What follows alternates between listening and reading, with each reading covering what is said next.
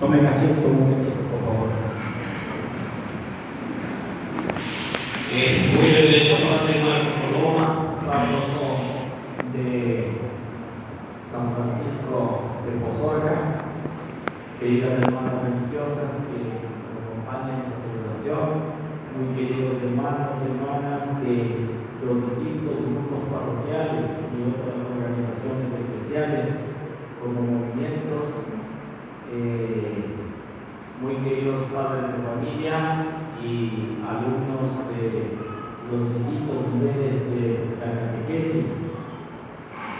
Como les decía al inicio y como pudieron estar atentos a la Sagrada Escritura, pues nos habla de uno de los grandes misterios del proyecto de Dios, ¿no? Una de las grandes obras del plan de Dios, que es el matrimonio que pone fundamento y base para la familia. Y en la palabra de Dios podemos ir descubriendo algunas características esenciales que debe tener el matrimonio. Habitualmente se suele hablar de dos o tres características del matrimonio: la unidad, la indisolubilidad y la fecundidad. Pero si ustedes están atentos a la lectura, especialmente del Génesis, van descubriendo algunas otras cosas que quizás se nos pueden pasar por alto o desapercibido. Lo primero que comienza diciendo el relato del Génesis, ¿verdad? Que es el segundo relato del Génesis, porque en el primer relato del Génesis se habla de la creación en general, y de la creación del hombre se dice como de paso. Ese es en el capítulo 1, pero en el capítulo 2, el segundo relato de la creación, en cambio se dice de manera general del resto de la creación, pero se presenta más detalles sobre la creación del hombre y la mujer, del ser humano, ¿cierto? Y entonces en este relato lo primero que dice es que no es bueno que el hombre esté solo. ¿Qué querrá decir eso? Que la persona humana que no puede ser feliz, no puede realizar su vida de una manera solitaria, de una manera aislada, que tiene que entrar en comunión con otras semejantes a él. Porque además, fíjense ustedes, ¿no? En el relato del Génesis dice: hagamos al hombre a nuestra imagen y semejanza, ¿no? Desde ella comienza apareciendo que el hombre no podría vivir aislado, porque si es hecho a imagen y semejanza de Dios, Dios no es solitario, Dios es uno solo, forma un solo Dios, pero son tres personas iguales en dignidad y distintas en personalidad, porque el Padre no se confunde con el Hijo, ni el Hijo con el Padre, ni el Espíritu Santo con el Padre y el Hijo. Son distintos, ¿no? Pero a la vez son iguales. Y entonces por eso también la persona no puede vivir aislada, tiene que entrar en comunión.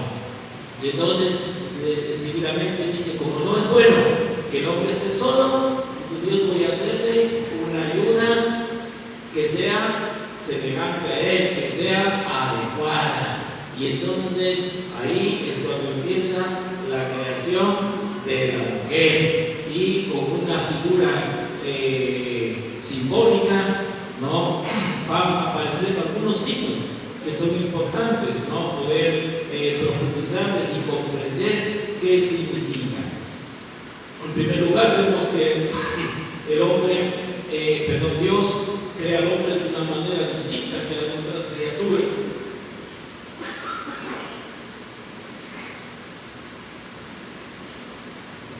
A las demás criaturas simplemente les da la orden que existan. Dice: y dijo Dios, hágase el sol, hágase la luna, hágase las estrellas. Pero cuando llega el hombre, le dedica un tiempo especial y dice que coge el barro de la tierra y empieza a modelarlo, empieza a darle figura, ¿no? Como con cariño, como una creación especial, ¿no? Como que quiere hacer una joya preciosa, ¿no? No le toca por ahí el material, sino que empieza a perfilarle y darle una forma lo más fina posible, ¿no es cierto? Bueno, y luego también ahora a la mujer, miren que Dios podía haber cogido del barro otro poco de barro y haber hecho otra figura para crear la mujer, pero lo hizo así, ¿no? Sino que le saca de la costilla de Adán. Dice que le hizo caer en un profundo sueño y le sacó de la costilla de Adán para significar, porque luego va a venir el cuerpo que tiene que ser una sola carne, etc. Imagínense ustedes que esa operación que hace Dios para sacar a la mujer del costado de Adán es como una profecía de la iglesia. Asimismo, miren como Cristo, el nuevo Adán, está dormido en la cruz por la muerte y entonces es traspasado el costado y del costado brota la iglesia, brotan los sacramentos de la iglesia, ¿no? Son 3 sacramentos que a través de esos símbolos, ¿no? que nos enseñan, ¿no? Gráficamente que brotó del costado de Cristo. 2 son como más patentes, pero uno igual como que pasa desapercibido. Nos dice que brotó del costado abierto de Cristo sangre y agua, pero también brotó, ¿qué más brotó? ¿Qué cosa? Misericordia, pero signos sensibles, ¿no? La sangre brotó del sistema circulatorio, ¿no es cierto? Ahí está la sangre. El agua del sistema linfático al ser atravesado en la lanza, pero también del sistema respiratorio. De esa herida salió aire, ¿no? Porque probablemente la lanza rompió el pulmón y entonces salió aire. Eso, por ejemplo, se nos pasa un poco desapercibido, ¿cierto? Y ahí encontramos los símbolos de los sacramentos. Al brotar la sangre, el símbolo de la Eucaristía. Al brotar el agua, símbolo del bautismo. Y al brotar el aire, símbolo de la confirmación, porque el aire el Espíritu Santo se identifica con el aire, con el viento. Y entonces desde ahí nace la esposa de Cristo, que es la iglesia. Miren cómo desde el Génesis ya profetiza el nacimiento de la iglesia, que se nacerá del costado de Adán, del costado abierto de Adán. ¿Y para qué? Para que sea igual de dignidad, para que sepan que sobre todo en el matrimonio tiene que darse esa unidad, ¿no? Inseparable, indisoluble, que ya vamos a ver más adelante, que son otras propiedades. Y entonces ahí eso tiene, como le digo, mucho contenido para profundizar.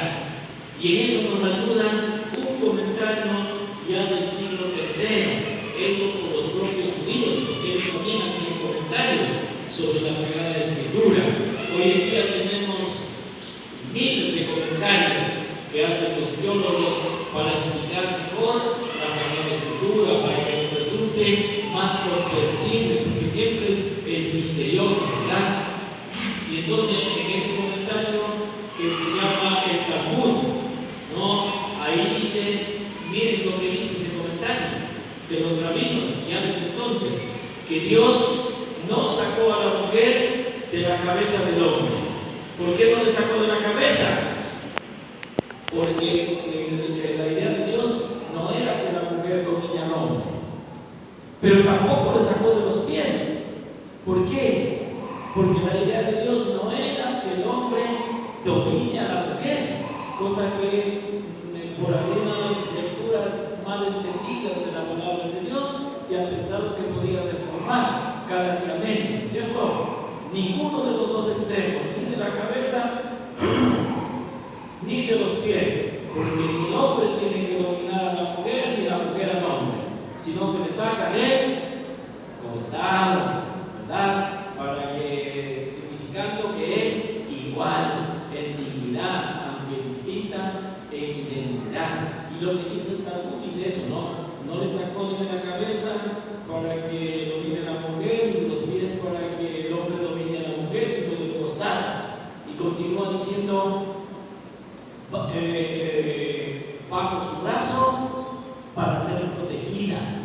y cerca de su corazón para ser amada. Eso es lo que, miren cómo estos signos de la Sagrada Escritura son maravillosos, son ricos cuando uno empieza a profundizar y a ir comprendiendo todo el significado. Bueno, entonces eso es otra de las características, ¿no es cierto? La igualdad.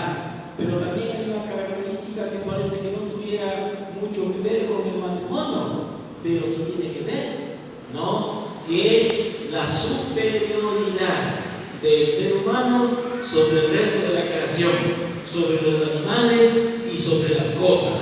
Por eso el Señor le dice a Adán que les ponga nombre, ¿no? Crea las cosas y le dice a Adán, ahora tú encárgate de ponerles el nombre, porque tú eres el que vas a administrar, porque van a estar bajo tu cuidado y ellos no van a ser superiores a ti, porque en el lenguaje bíblico el que pone el nombre es superior al que recibe el nombre, ¿no?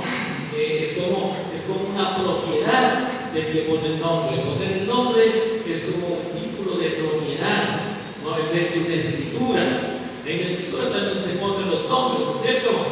Dice, este terreno, esta casa, le vende el punado de tal a sultán. Entonces eso es como una especie de título de propiedad, poner el nombre. ¿Y por qué esto es importante? Porque hoy en día ya se está metiendo también entre nosotros en las culturas, digamos, europeas, un poco más, entre comillas, que se dicen progresistas, etcétera, pero más bien son retrógradas, ¿no? Se prefiere tener perros en vez de hijos. O sea, el perro es más importante que el hijo. Y eso está queriendo decir en la Escritura, que no, porque el hombre es el que pone nombre a los animales y no puede ser nunca igual, ¿no? Y las cosas peor, ¿no? Bueno, aquí también habría mucho que comentar, pero solo quiero decir de paso, ¿no? La otra característica es que significa cuando Dios le dice, por eso el hombre abandonará a su padre y a su madre. Cuando alguien quiere formar una nueva familia, ¿no?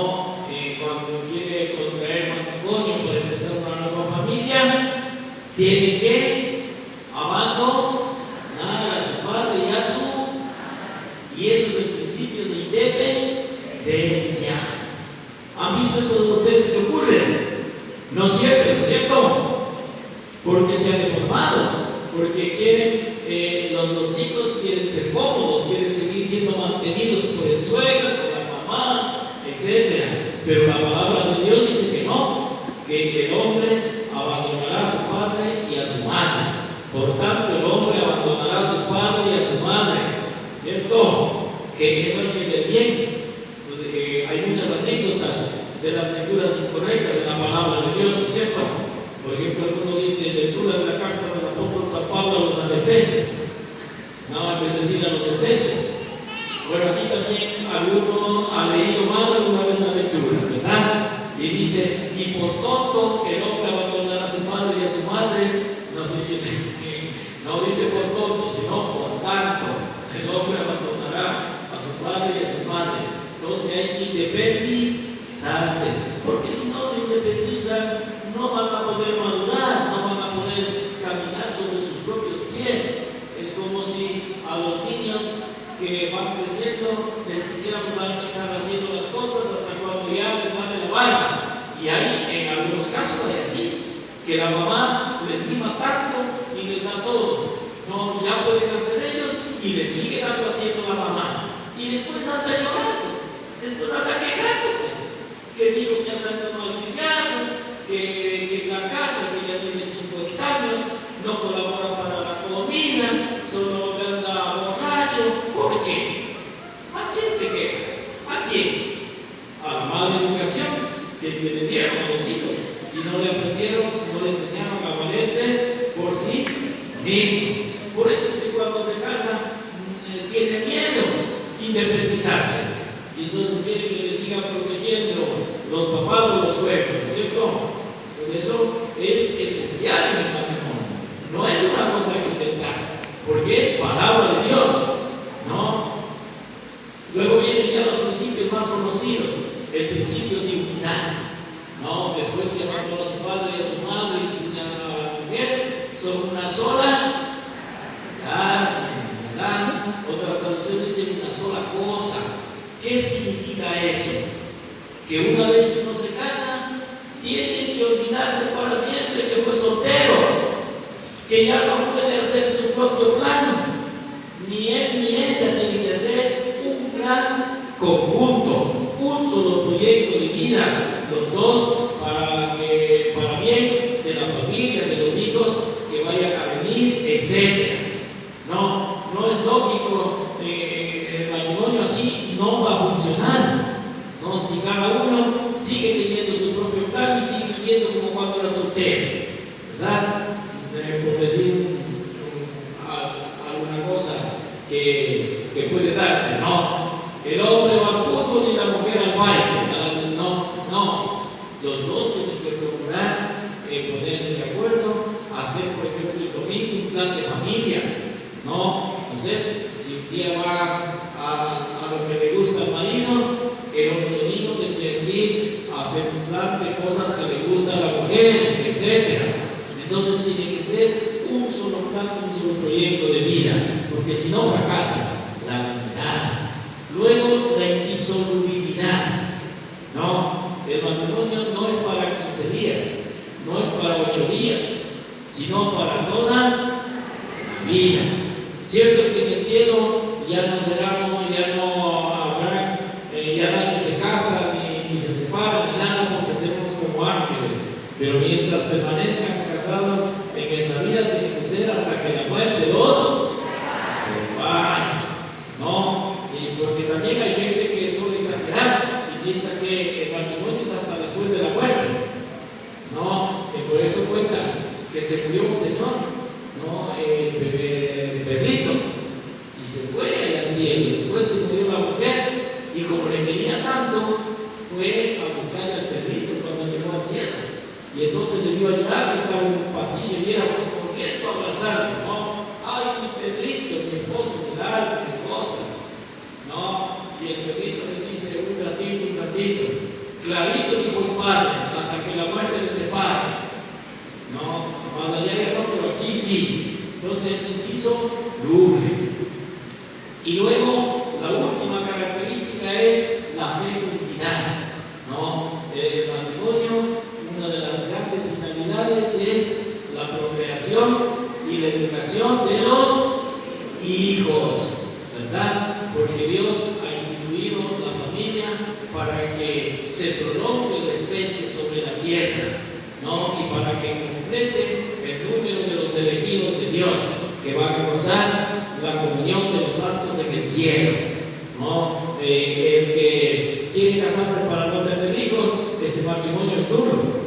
Y por más que haya hecho fiesta, ese matrimonio no vale, porque no cumple con la finalidad. Una cosa importante también que hay que decir, todas estas cosas brotan de la naturaleza del amor. No, porque el que quiere de verdad no quiere estar en comunión. Los que no quieren estar juntos o quieren estar separados.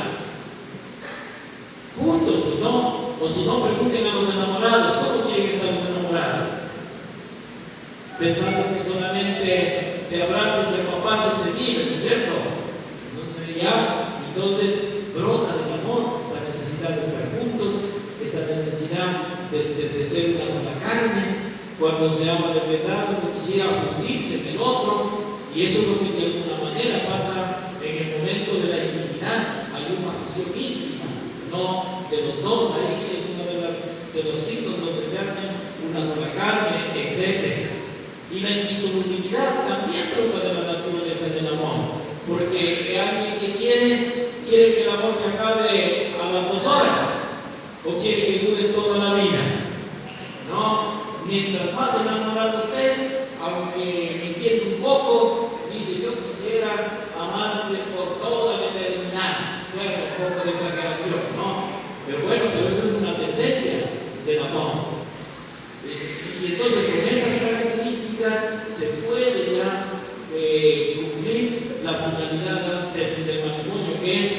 amarse, respetarse, ayudarse a ser feliz el uno al otro, ayudarse en el camino de la santidad y ayudarse el uno al otro a llegar al cielo para que la felicidad sea completa. Pero todo eso no es posible si no está movido e impulsado por el amor. El amor es el motor de todo, ¿cierto? Y el amor tiene que ser absolutamente necesario en el matrimonio, porque si el matrimonio es semejanza de la Trinidad, no en donde hay una comunión, ¿cierto? Que en el matrimonio también hay una comunión de tres, no porque ella tenga otro hombre, ni el otro otra mujer, sino porque en el matrimonio tiene que convivir el hombre, la mujer y Dios. Si no está Dios, ese matrimonio, cualquier rato se viene abajo, porque es imagen y semejanza de la Trinidad, hemos dicho. Y como Dios es amor y el matrimonio es imagen de Dios, pues no puede faltar el amor. Y el amor hay que cultivar todos los días, ¿no? Y en el día varias veces. No es suficiente decirle solo en el día del matrimonio: prometo amar, respetarte toda la vida y etcétera. Eso hay que repetir todos los días con frecuencia, no necesariamente con palabras, unas veces sí con palabras, pero otras con gestos, con acciones. Eso tiene que ser, porque si no, el amor es una planta muy delicada que, como se le descuide, acaba muriendo, ¿cierto? ¿Y cómo tiene que ser ese amor? Como el amor que nos recuerda la segunda lectura, como ese amor de Cristo que estuvo dispuesto a dar su vida por cada uno de nosotros, ¿no?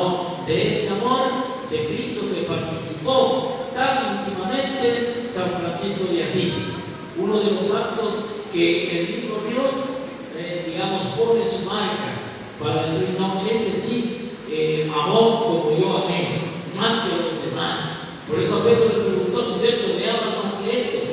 Entonces, ¿cómo premia Dios a los hombres que más se han, cómo premia a Cristo a los hombres que más se han identificado con Él? Asociándoles a su pasión, ¿no? Y por eso San Francisco, poquitos santos, ¿verdad?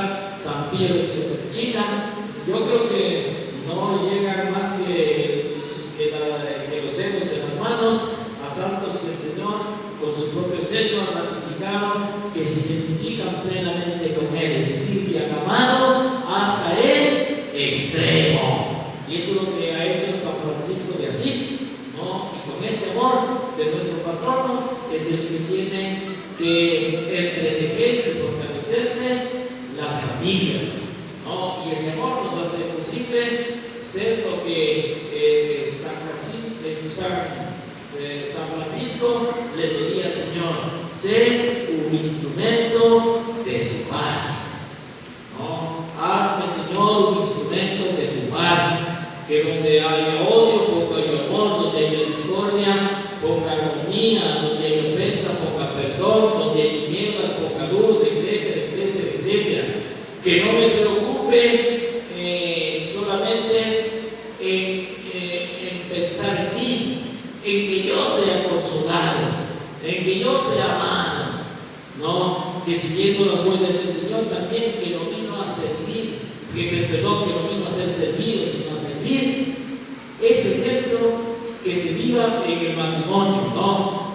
Ojalá esta oración de San Francisco de Asís sea una oración para la familia, que cada uno de los miembros de la familia le reza esa oración, para que diga el esposo, que diga que yo no me preocupe tanto en que mi esposa me quiera, sino que yo le quiera a ella, y viceversa, que no me preocupe tanto en que mi esposo me comprenda, sino yo también comprenda a mi esposo, y viceversa, porque la conclusión de la oración es maravillosa de San Francisco. Dice: porque tanto es como se recibe. Nosotros queremos recibir exigiendo. Nos hemos hecho sindicalistas. Los sindicalistas lo único que saben es exigir más derechos y más derechos y más derechos. Pero también tienen deberes. Nunca se ha oído decir a un sindicalista: queremos que nos exijan que cumplamos bien nuestro trabajo. No, eso yo nunca he oído. Sí, queremos que nos aumenten el salario, queremos que nos den otra bonificación, queremos esto, queremos lo otro. Y así, por lo menos eso en la familia no funcionaría. ¿No? Dando para recibir, sembrando para cosechar, ¿no? Y el que siembra, ya dice el apóstol, el que siembra tacañamente, ¿cómo cosecha? Y el que siembra generosamente, eso es lógico. Si amamos generosamente, vamos a recibir correspondencia generosamente.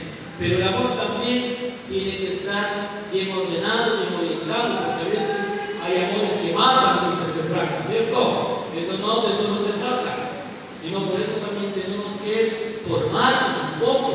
Tenemos muchos documentos, cosas del doctrinal de la iglesia para informarnos. Por ejemplo, Amoris Leticia tiene un capítulo maravilloso sobre cómo deben dialogar los esposos. Maravilloso, ¿no? Ojalá se vayan a buscar en Amoris Leticia el capítulo de diálogo. Y no, así tiene que ser, no como quiere, porque a veces uno tiene, a veces, no sé si aquí allá en el canche, se suele hablar del cariño pastoso, que es un poco aparte, no funciona. Entonces le pedimos a nuestros padres y hermanos y patronos San Francisco que nos ayude a ser instrumentos de la paz del Señor en cada una de nuestras familias, que los hijos sean instrumentos de paz para los padres, que los padres sean instrumentos de paz para los hijos, que los hermanos sean instrumentos de paz entre ellos, y verán cómo la familia se fortalece y mejora y vendrán los grandes beneficios de la familia. Si cuidamos la familia, todo lo demás vendrá por añadidura. Todos los males que aquejan hoy a los jóvenes, y esto es porque no hemos cuidado la familia, nos hemos descuidado. Y muchos de ustedes se preguntarán con remordimiento de conciencia cuando se ve que un hijo está metido en la droga, que un hijo está metido en los GDO, en los grupos de delincuencia organizada. Van a decir, ¿qué hice mal para que mi hijo se fuera por otro camino? El Papa el día de hoy decía que hay que procurar buscar un justo equilibrio entre el trabajo y la familia, porque le dedicamos demasiado tiempo al trabajo por ganar dinero, pero acabamos perdiendo la familia, y eso no es negocio, porque con dinero no se puede comprar la familia. En cambio, con la familia bien organizada sí se puede conseguir dinero. Entonces, todo eso tenemos que pedirle al Señor, a San Francisco, que nos ilumine, que nos haga reflexionar, que nos haga recapacitar para mejorar todos estos detalles, para que el matrimonio y la familia sean fuertes como Dios quiere, y así sea.